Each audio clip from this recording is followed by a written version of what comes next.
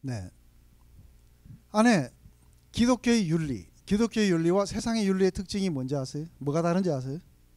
안에서 도둑질하지 마라. 이것도 공자도 말씀하셨어요.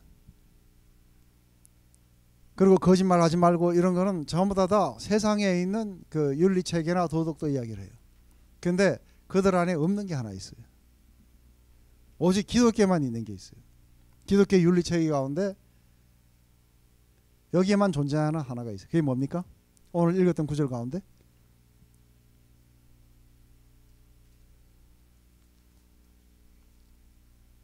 하나님의 성령을 근심하게 하지 말라는 거예요. 이건 없어요. 맞습니까? 안에서 공자든 누구든 하나님의 성령을 근심하지 말라. 이게 윤리체계 안에는 안 들어가요. 근데 기독교 안에는 왜 이런 걸 하지 말라 하냐면 하나님의 성령을 근심하게 하지 말라는 거예요. 이 명령인 거예요. 그렇기 때문에 도덕이 기독교를 대신할 수 없는 이유인 거예요. 도덕적이고 선한 행실이 항상 기독교적인 건 아닌 거예요. 어떤 조항을 지키지 말라든지 어떤 기준에 맞추라든지 자신의 유익을 위해서 어떤 일들을 삼가하라고 그렇게 말하지 않아요. 그러니까 우리 성화는 우리가 거룩하게 살아가는 삶은 우리 자신에부터 출발하지 않아요. 우리 자신들이 어떻게 해야 거룩하고 도덕적인 사람이 될 수 있을까를 위해서 이러라 저러라 이렇게 이야기하는 게 기독교 윤리가 아닌 거예요. 우리 행복이나 즐거움이나 완성이 아니고 그것 때문에 그런 게 아니고 뭔가요? 참된 성화의 목적은 하나님의 영광이에요. 한번 그런 걸 한번 생각해 보세요. 그분은 우리로 하여금 1장에 뭐라고 나와요? 그분은 우리로 하여금 그분 앞에 거룩하게 살도록 그분 앞에서 흠없게 살도록 하기 위해서 우리를 갖다가 택하셨어요. 택하시고 바로 그분의 아들들처럼 살아갈 수 있도록 우리를 예정하셨어요. 그리고는 바로 그렇게 살 수 있도록 하기 위해서 우리 가운데 자신의 아들을 보내주셨어.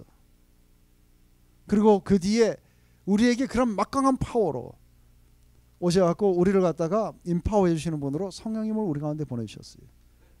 이런 모든 것들을 생각해 보면 왜 그렇게 했냐면 그분이 바로 우리로 하여금 그분의 영광과 찬송이 되도록 하기 위해서 그렇게 하셨다고 1장에 그렇게 얘기하는 거예요. 근데 안에서 내가 왜 이렇게 하냐면 요즘에는 이게 내가 좀 전에보다 이런 게 좀 이게 발전된 것 같아 하고 이런 이야기 제가 하지 마라 그러죠, 그죠? 컨버전하고 난 뒤에 그게 아니고 점점 더 그분의 기쁨을 우리는 더 느낄 수 있는 거예요.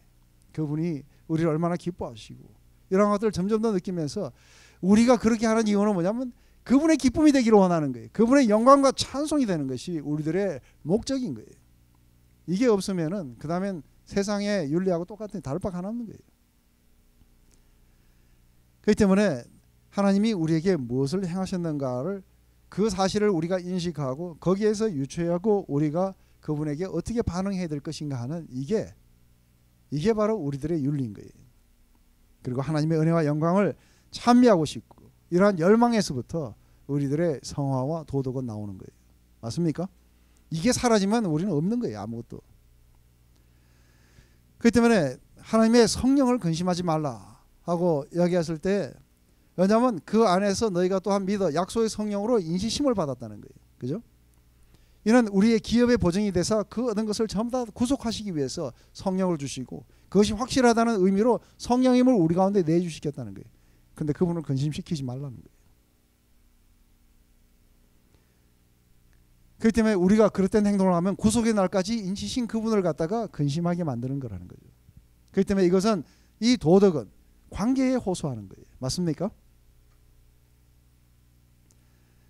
그렇기 때문에 로마서 8장 9절에 바로 이 그리스도의 영이 없는 사람은 그리스도의 사람이 아니라는 거예요.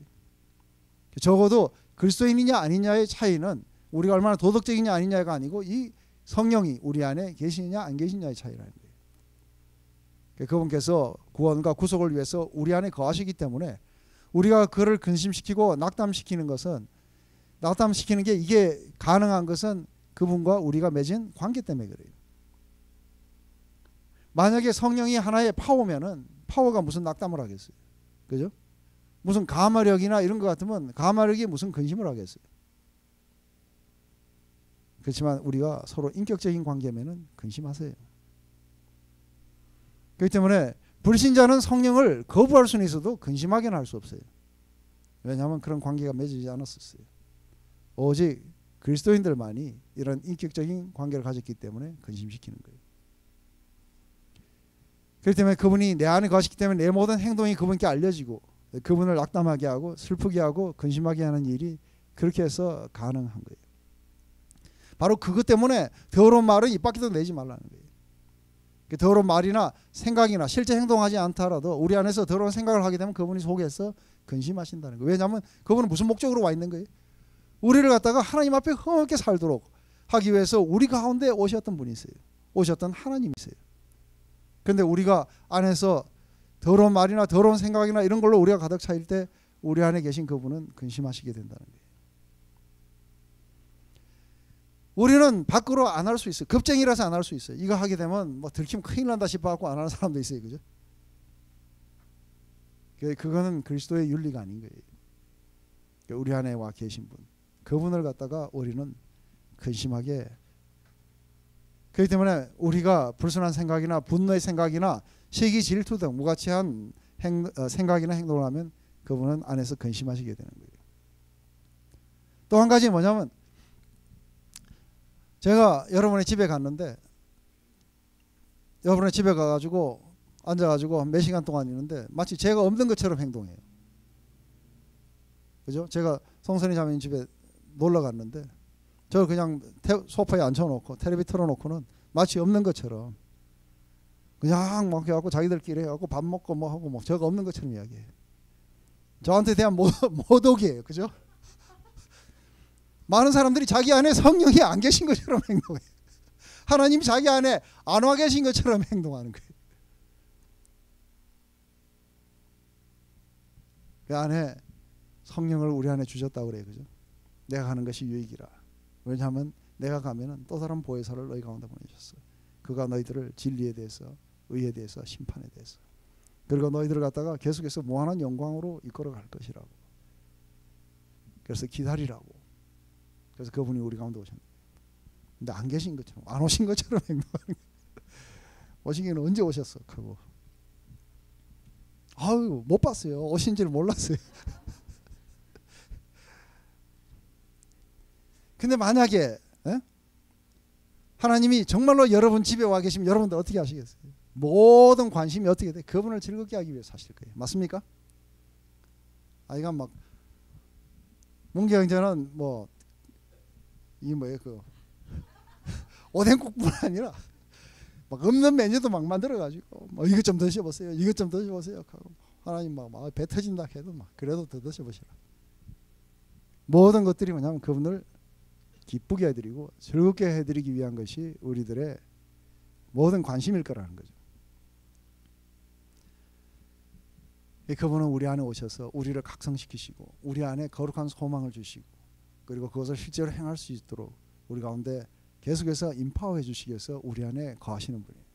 그뿐 아니라 우리 안에 육체의 소욕이 일어날 때마다 그것을 갖다가 거스리도록 우리 안에 성령의 소욕을 우리 안에 허락하시는 분이세요. 근데 그분이 안 계신 것처럼 행동하니까 안에서 아무런 것들이 안 일어나겠죠. 그죠? 그분은 우리 안에 오셔서 하나님을 더 깊이 알고 싶은 그 소원을 일으키세요.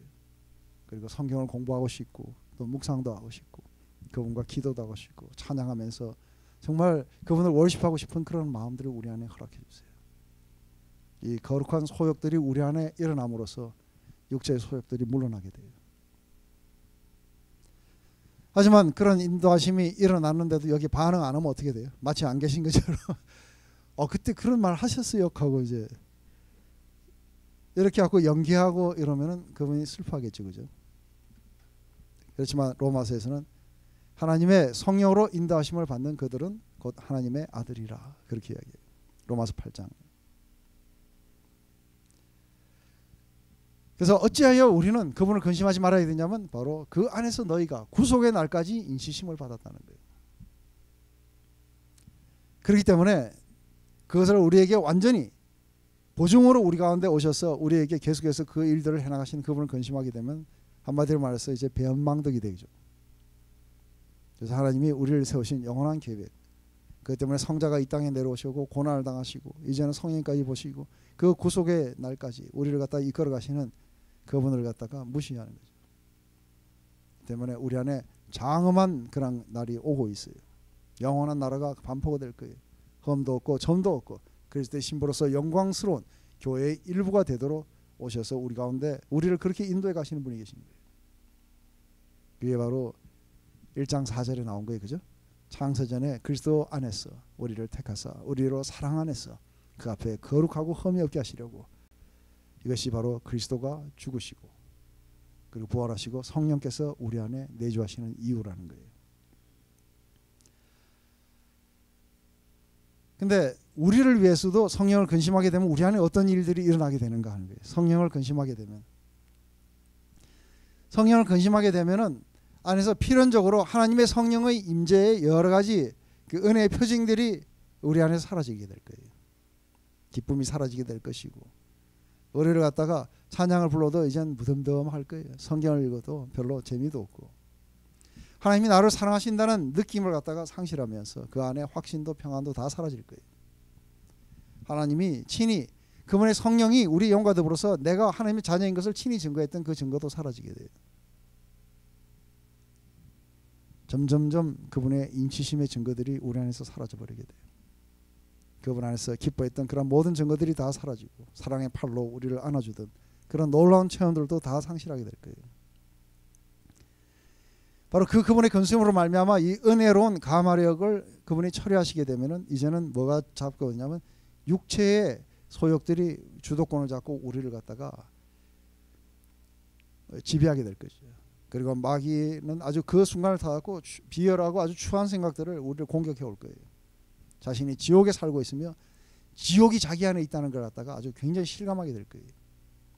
이 모든 것은 성령께서 육체를 거스리는 일들을 갖다가 안 하시기 때문에 상실한 마음대로 그대로 내버려 두면은 안에서 무시무시한 시험이 우리 안에 오게 되죠.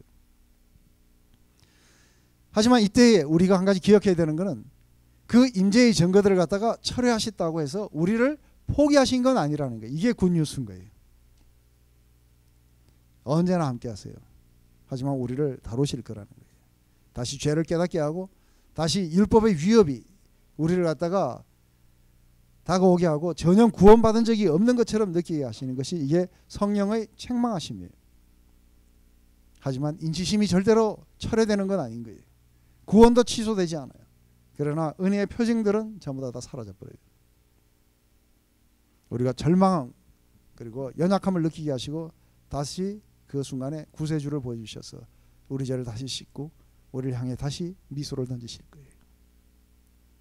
그리고 다시 한번 구원의 기쁨을 회복하게 하시는 거예요. 성령을 근심하게 된다면 우리는 전혀 경험하지 못했던 슬픈 영혼의 고뇌를 갖다가 체험하도록끔 우리를 유도하실 거라는 거예요.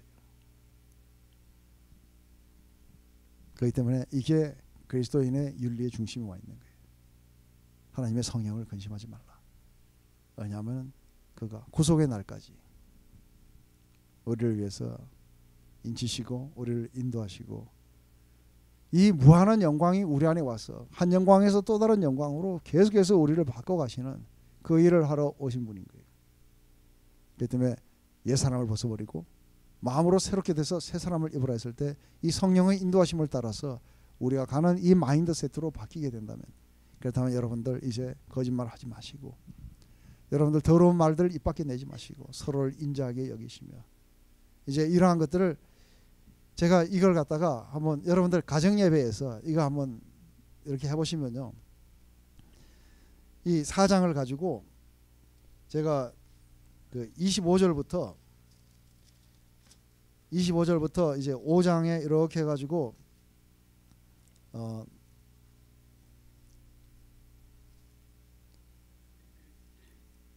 우리가 이 14절까지 21절까지 5장 21절까지를 여러분들이 이렇게 그 현대어 성경 있잖아요, 그죠?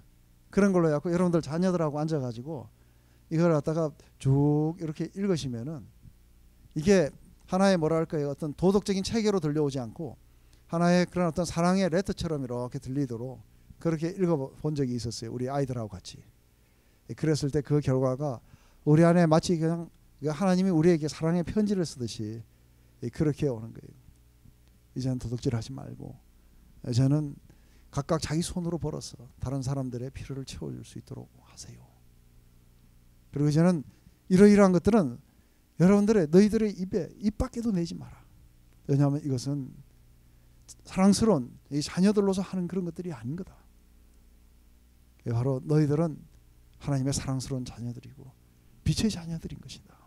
하나님이 바로 이 일을 위해서 너희들을 택하시고 너희들을 구하시고 너희들을 부르시고 너희들에게 성령을 주시고 여기까지 이렇게 인도해 오시는 것이다. 그러니까 여러분들 너희들은 술 먹지 말고 성령 충만을 받으라. 이런 식으로 이게 쫙 이렇게 적어요. 그때 안에서 그냥 무슨 설교도 없이 그냥 한번 그렇게 읽었는데 애들이 야 이렇게 읽으니까 하나님이 우리한테 직접 말씀하시는 것 같아요 하는 거예요. 왜냐하면 사랑의 가마력으로 이게 다가가야 돼요. 이게 크리스찬 윤리의 특징들인 거예요. 왜냐하면 인격인 거예요. 맞습니까? 이 인격이 빠져버리면은 이건 하나의 도덕 책에 불과한 거예요. 크리스찬 이거는 절대로 도덕 책이 아닌 거예요. 안에서 이것은 인격적인 관계 안에서 나오는 거예요. 그렇기 때문에 그렇게 하면은 하나님이 힘들어하시지 않겠니? 하나님 얼마나 슬퍼하시겠니? 그분은 널 위해서 이렇게 하신 분이셔. 근데 그분이 얼마나 실망하고 낙담하겠니? 그러니까 우리가 그렇게 하지 말고 이렇게 해서 그분의 기쁨이 되어드리자. 그분의 영광과 찬송이 되어드리자. 그분의 뜻이 이런 것이니 우리가 즐겨 그분의 그 뜻을 우리가 받아들이고 그것을 향해 우리가 걸어갈 수 있도록 그렇게 해보자. 그분은 계속해서 우리가 그렇게 걸어갈 수 있도록 힘을 주시고 이미 우리 안에 무한한 파워로 우리 가운데 그렇게 이끌어 가시는 분이시다. 그러니 우리가 그 길을 걸어가자. 이게 크리스천들의 에틱인 거예요. 한번 그렇게 쭉 읽어보세요. 아멘. 오늘 한 가지 기억하셔야 될 거 뭐예요? 누워서 기도하지 말고 일어나서 걸어가라. 믿음의 싸움을 싸우라. 파워를 달라고 기도하지 말고 자기 안에 와 있는 파워를 사용하고 인식하라. 아멘. 네, 기도하겠습니다.